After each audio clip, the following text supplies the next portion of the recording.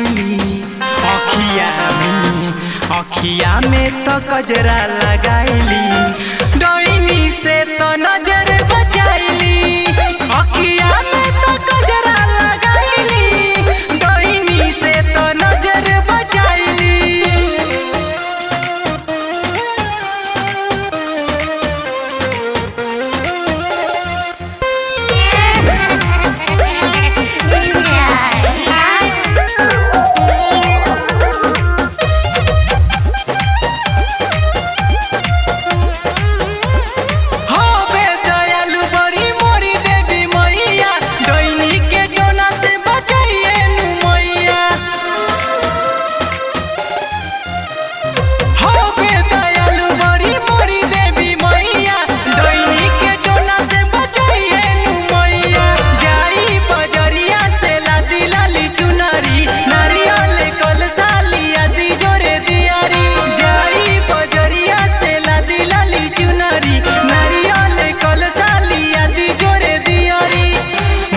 बचरा तो बैठ के गवाली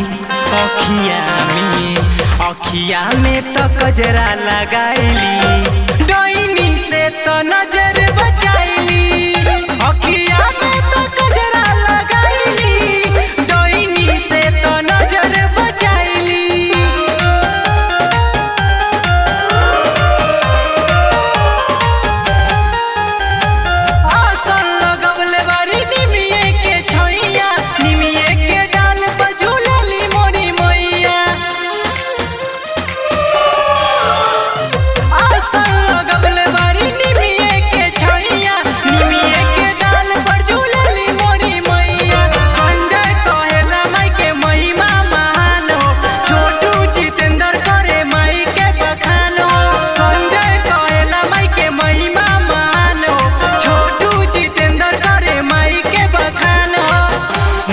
भजन तो बैठ के गवाली